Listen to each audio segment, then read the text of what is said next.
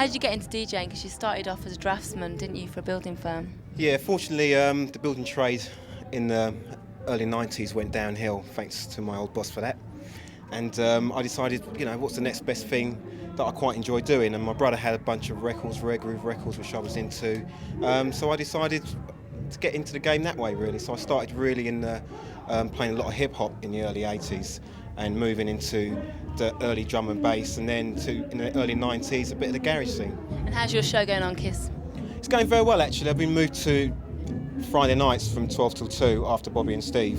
That's going very, very well. So I'm hoping the men at KISS might move me back to Tuesdays. So just want to get back in that slot once more. But it's going very, very well. You take a lot of pride in staying versatile when a lot of people have just followed in with the in crowd, haven't you? Yeah, I've always been into it, ever since the early days, been into the US stuff, so I've always kept my foot in there. And of course the UK garage stuff I'm very well known for that.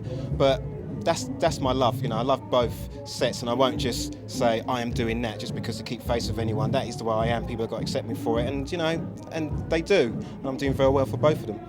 But you're well known as your partnership with Tough Jam with Carl. What's happened there? What's happened? You want frontline news on that one, don't you? Unfortunately for Tough Jam, we've decided to take a break, but we just kind of want different things in different areas. I want to try different things, and so does Carl, so we're going to take it from there. So at the moment you're in the process of setting up your own label called Solo. Have you got anything lined up?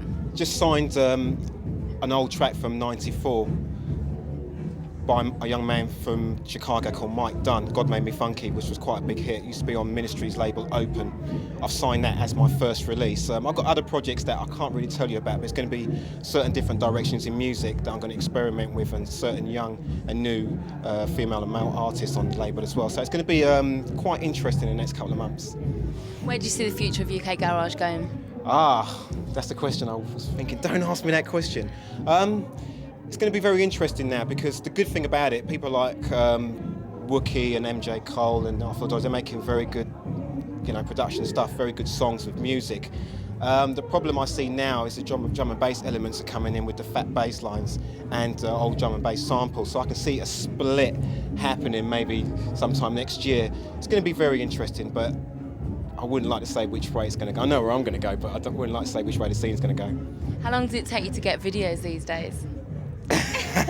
Well, actually, from Clubbervision and a young man called Russell, it takes forever. So if you ever do an interview for Clubbervision, bring your own camera.